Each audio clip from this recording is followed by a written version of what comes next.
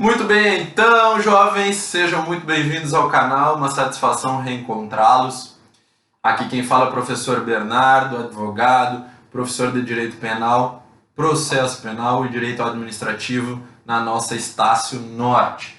Muito bem, em nível de graduação e em nível de pós-graduação, exatamente. Prosseguimos aqui na nossa intenção, né, no nosso desiderato, no nosso escopo, no nosso objetivo, que é trazer um conteúdo jurídico de qualidade, democratizando o acesso a elementos que constituem uma formação sólida de um operador do direito, que tem uma forma crítica de encarar o nosso sistema jurídico e que passe sim a trazer contrapartida producente ao coletivo, à nossa sociedade. Esse é o nosso objetivo, esse é o nosso intento, e por isso eu peço que se inscrevam no canal Bernardo Araújo da Luz aqui no YouTube, ativem o sininho, curtam, compartilhem, aquela coisa toda, beleza? É uma satisfação, ainda que em meio a esse contexto pandêmico que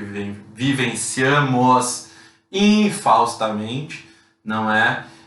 Sobretudo considerando o atraso aí que o nosso país vem enfrentando, né?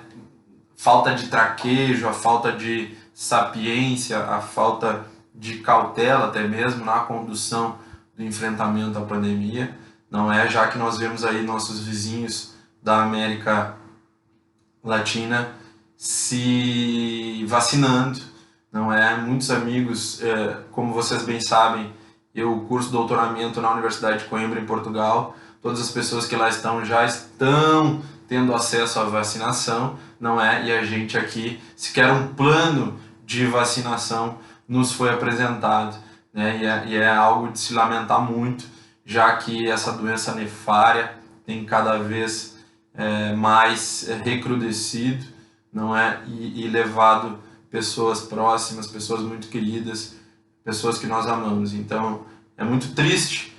E diante de tudo isso, hoje, no dia 29 de dezembro, eu estou procurando trazer mais uma aula, né, não muito extensa, mas na perspectiva de trazer algo de bom, algo que possa ocupá-los, algo que possa contribuir para vossas formações, certo? Então contem comigo, esse é um canal que vai estar semanalmente sendo atualizado, como eu já me coloquei à disposição. A ideia é justamente a gente fortalecer o acesso a esse tipo de conteúdo, e para isso eu peço que vocês também sigam lá no Instagram, Bernardo Aluz, certo? E enfim, para que a gente possa estar gerando conteúdo, vou até mais uma vez registrar Bernardo Aluz. Ai, professor, porque o senhor ilumina, porque o senhor ensina tudo. Não, animal, meu sobrenome é Bernardo Araújo da Luz. Mas é uma boa piada, nunca perco a oportunidade de repeti-la. Então vamos lá, jovens. Hoje também é dia de presente, é dia de sorteio. Sim, todos nós gostamos, não é mesmo? Aqui, gurizada, meu segundo livro chama Tribunal do Júri e a Absolvição Sumária. Hoje a minha ideia é falar de culpabilidade, né, como elemento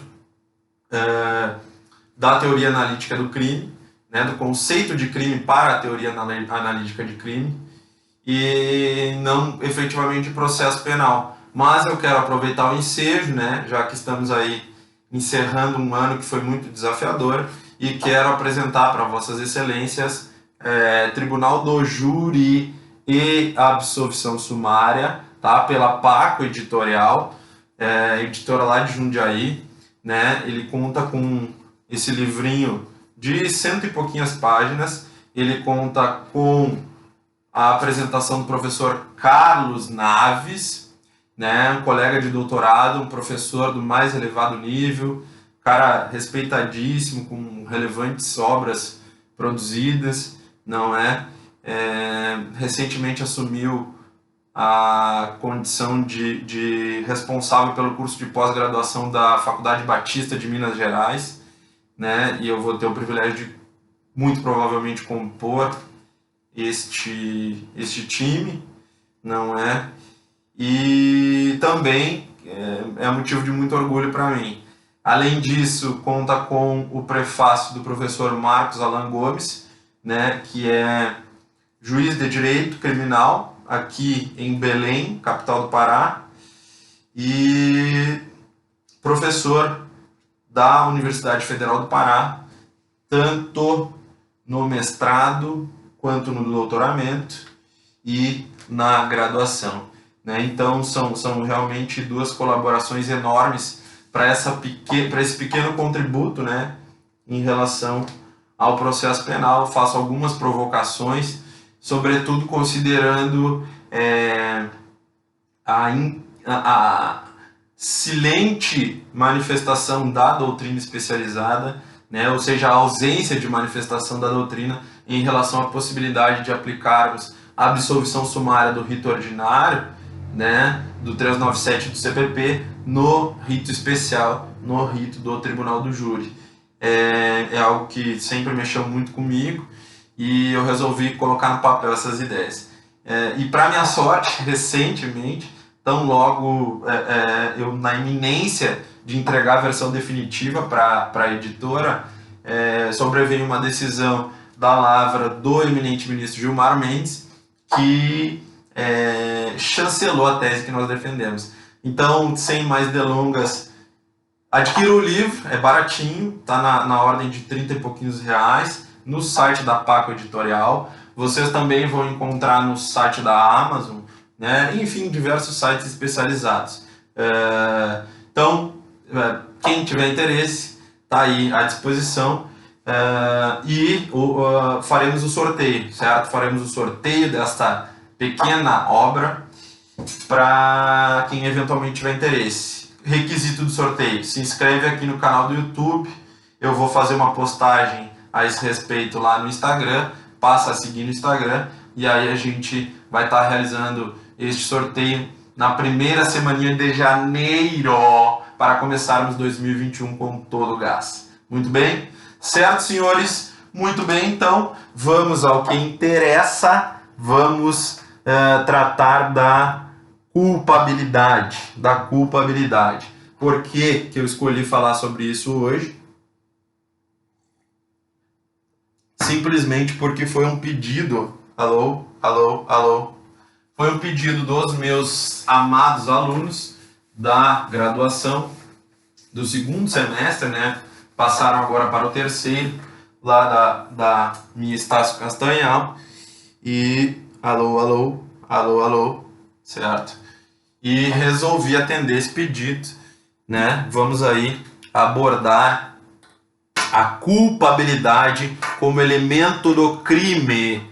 Tratamos do conceito analítico de crime.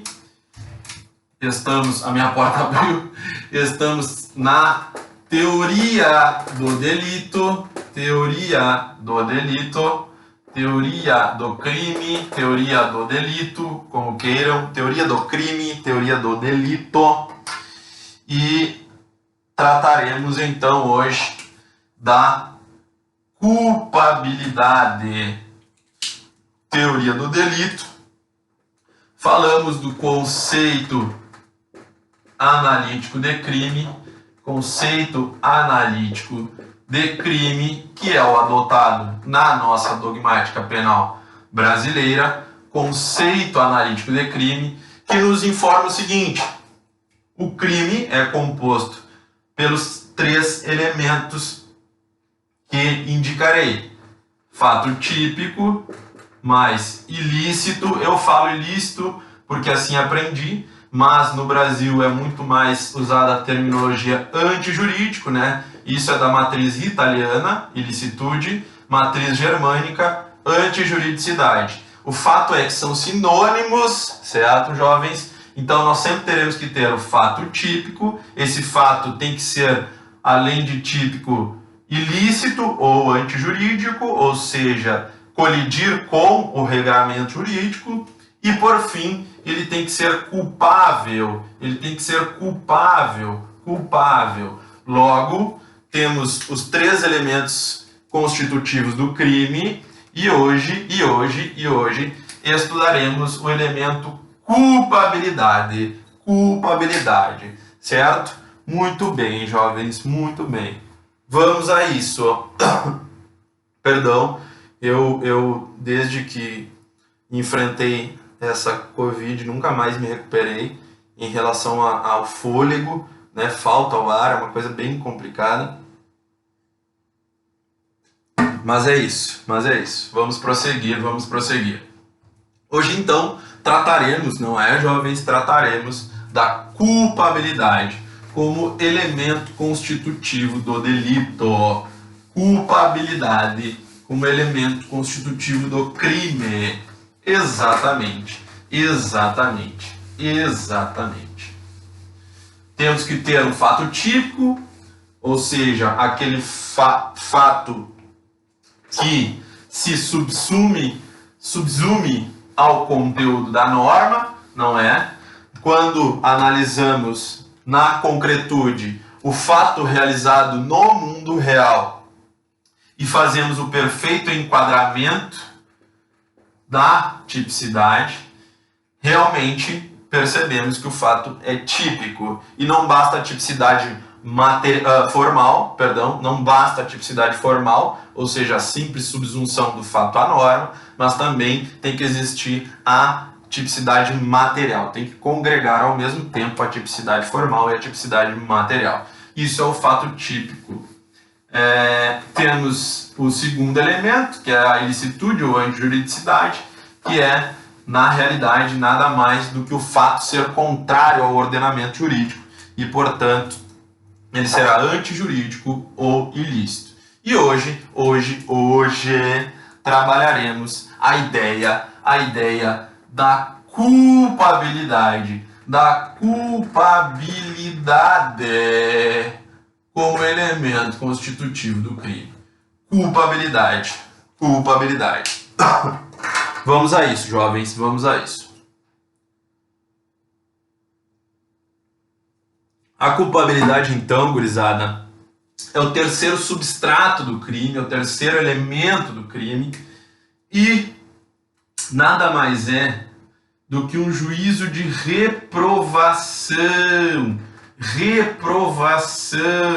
Nada mais é do que um juízo de reprovação, jovens padawans. A gente vai estar analisando a conduta realizada pelo agente, a conduta perpetrada pelo agente no mundo real e vai fazer um juízo em relação à reprovabilidade dessa conduta. Então, esse juízo, ele sempre vai recair sobre aquela conduta que é típica, sim, e ao mesmo tempo antijurídica ou ilícita, que foi engendrada no mundo real pelo agente, certo? Por isso é que nós vivemos sob os auspícios da teoria tripartite, exatamente. Teoria tripartite. Por quê? Porque o crime congrega 3 elementos simultaneamente, cumulativamente. No caso, o elemento que nós estamos estudando hoje é a culpabilidade, o terceiro substrato do crime, por isso se fala em teoria tripartite. É o juízo de reprovação a respeito daquela conduta que é típica e é antijurídica. Muito bem. É isso, jovens. Vamos avançar. Prossigo. Só a título de curiosidade, né, gurizada? Quem adota a teoria bipartite, né? São poucos, existem, mas são poucos, mas existem, melhor dizendo. Quem na doutrina adota a teoria bipartite vai dizer que a culpabilidade não é um elemento do crime e, portanto, acaba sendo um pressuposto da aplicação da pena, certo? A culpabilidade, para quem defende a teoria bipartite, nada mais é do que um pressuposto para a aplicação da pena e vem, portanto, num outro momento da análise daquela conduta delituosa levada a efeito pelo agente, certo? Só a título de curiosidade, para que vocês saibam que existe quem defenda a teoria bipartite, mas prevalece com tranquilidade que nós, na dogmática penal brasileira, adotamos a teoria tripartite, certo? E por que a gente faz essa reprovação, esse juízo, essa análise de reprovação? Por que tem por que a gente entende como um terceiro substrato do crime, um terceiro elemento do crime a culpabilidade, jovens? Por quê? Porque a gente está diante de uma sociedade que deve ser pautada pela ordem jurídica, porque as pessoas devem respeitar as normas, os costumes, etc. e tal. Nós devemos, portanto, viver sob os auspícios da ordem. Muito bem. Se o sujeito ele tinha a possibilidade de atuar conforme a ordem jurídica, conforme o direito, e ele não atuou dessa forma, é evidente que essa conduta será reprovada e é evidente que ele merecerá uma reprimenda.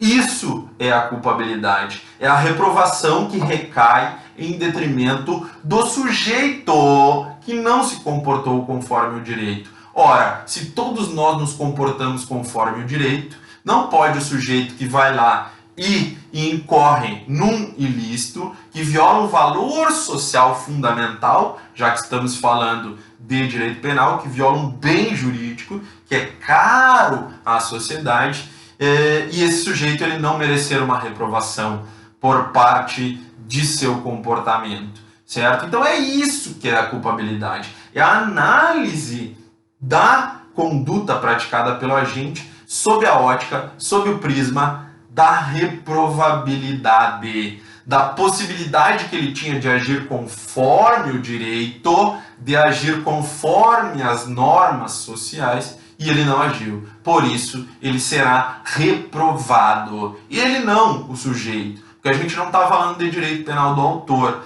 e sim a conduta engendrada, a conduta concretizada pelo agente. Beleza? Essa é a ideia. Essa é a ideia. É por isso que a gente tem a reprovabilidade. Ora, se todos nós podemos nos comportar conforme a ordem jurídica, não é possível que o sujeito que viola essa ordem não sofra um juízo de reprovação, certo? É isso que devemos ter em nossas mentes quando estivermos diante do elemento culpabilidade, do substrato do crime, culpabilidade. Exatamente. Exatamente, jovens. São 11h30 da noite. Hoje eu estou me contendo para não fazer as minhas estripulias, mas vamos lá. Jovens! Exatamente, essa é a ideia. Essa é a ideia da culpabilidade. Exatamente. Ai, professor, vai levar multa no condomínio. É possível, é possível. Se vocês se inscreverem, curtirem, compartilharem, paciência. Depois eu me acerto com o nosso glorioso síndico. Exatamente. Bom, mas não podia ser tão simples assim, né, gurizada? Nós temos teorias da conduta, Então a gente vai ter aí na dogmática penal a teoria psicológica da culpabilidade, né, que ela só trabalha com a ideia de uma relação psíquica, né, relação mental entre o autor e aquele resultado que advém da conduta, né? Então a própria culpabilidade se confunde com a noção de dolo, com o conceito de dolo e o conceito de culpa, né? Essa é a teoria psicológica da culpabilidade, né? O dolo seria um elemento normativo, né? O sujeito ele tem a consciência da ilicitude da sua conduta, né? Para a teoria psicológica, e justamente a imputabilidade, né? Por força dessa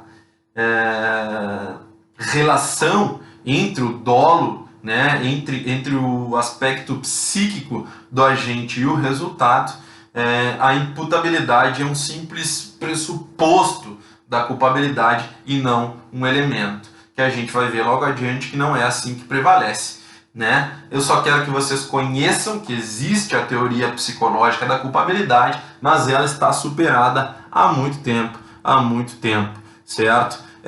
Depois disso nós temos a teoria psicológico-normativa,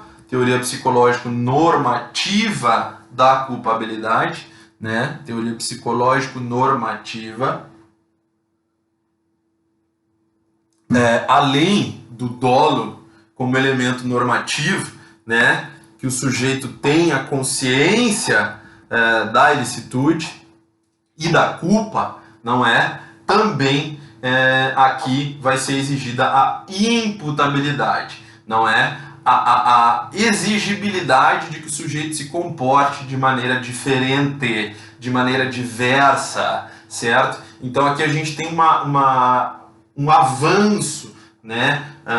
Um progresso em relação à teoria psicológica, né? Porque aqui o dolo ele ainda é normativo, sim, é um elemento que vem da norma, mas ele está dentro da culpabilidade, ele não mais desborda da culpabilidade, como era na teoria psicológica, certo? Então aqui nós temos um progresso, nós temos uma evolução, certo? E por fim, gurizada, a teoria normativa pura, teoria normativa pura,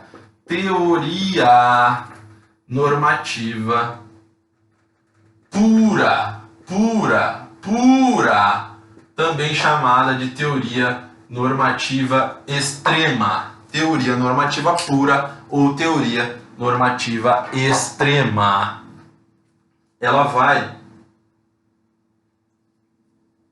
incrementar ainda mais, não é? Ela vai incrementar ainda mais,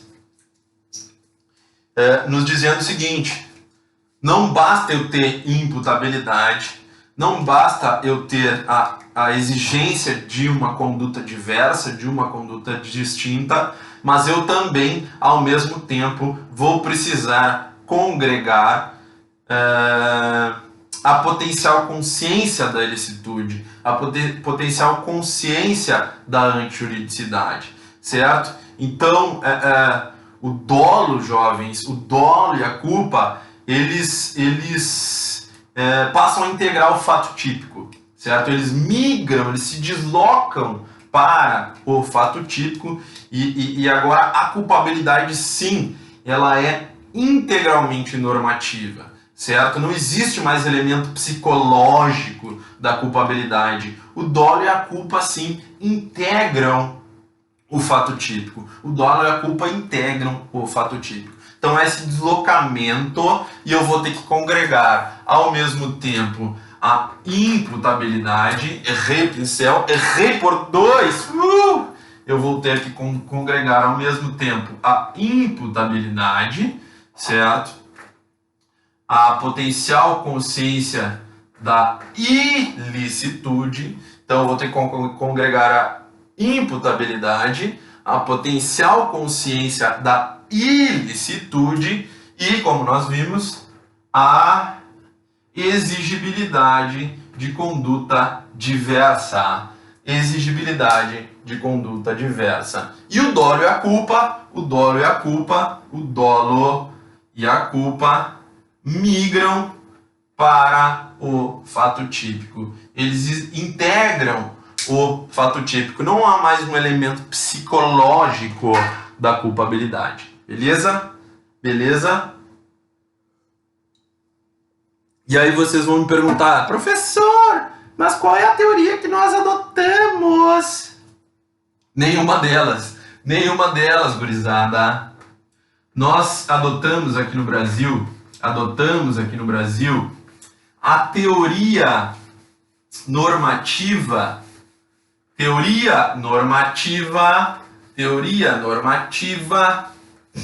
mas não a teoria normativa extrema, não a teoria normativa pura, e sim a teoria normativa limitada. Teoria normativa limitada da culpabilidade. Teoria normativa limitada da culpabilidade, certo? Essa é a teoria adotada no ordenamento jurídico brasileiro, né? Que nada mais é do que a teoria normativa pura, a teoria normativa extrema, mas aqui nós fazemos algumas exceções em relação às discriminantes. As discriminantes putativas. As discriminantes putativas em relação aos pressupostos fáticos, né? Em relação aos pressupostos fáticos. Aos pressupostos fáticos. Como assim, professor? O que é que tu queres dizer, cara pálida? Porque aqui no Brasil nós adotamos, senhores, como vocês bem sabem, a teoria do erro. Então nós consagramos o erro de tipo. Nós consagramos o erro de tipo. Por que é que nós consagramos o erro de tipo? Por conta da adoção da teoria normativa limitada. Na teoria normativa pura não há erro de tipo, certo? Então é por isso que, por construção dogmática, não é por critérios de política criminal, nós adotamos no Brasil a teoria limitada da culpabilidade. Perfeito? Teoria limitada da culpabilidade. Qual é a diferença para a teoria normativa pura ou extrema? É que aqui nós fazemos uso da teoria do erro, nós consagramos o erro de tipo, certo? Nós analisamos os pressupostos fáticos e consideramos as discriminantes putativas, aquelas onde o sujeito imagina estar em determinada circunstância e na realidade não está, certo? Então é por isso que a doutrina brasileira e o ordenamento jurídico brasileiro, isso é pacífico, adota a teoria limitada da culpabilidade. Perfeito, senhores? Teoria limitada da culpabilidade. Muito bem, então, jovens padawans, essa é a dica, essa é a nossa aula de hoje. Ficamos por aqui tratando da culpabilidade, das principais questões que envolvem a culpabilidade, das teorias da culpabilidade, não é? E fica aqui mais uma vez o meu abraço, o meu carinho, desejando a todos que tenham aí um ano de muita saúde, de muita paz, e que o restante a gente corre atrás, né? Com o perdão do gracejo, com o perdão da brincadeira, o que a gente pode pedir nesse momento nada mais é do que saúde, né? E é isso que eu desejo a todos. Contem sempre conosco, a gente vai continuar produzindo material, a gente vai continuar produzindo conteúdo. Sigam, se inscrevam, procurem lá no Instagram. E é isso aí, jovens. Um grande abraço para o professor Bernardo. Estamos juntos. Um ótimo 2021. Sejam felizes. Tamo junto, gurizada. Um abraço. Valeu, valeu, cara pálida.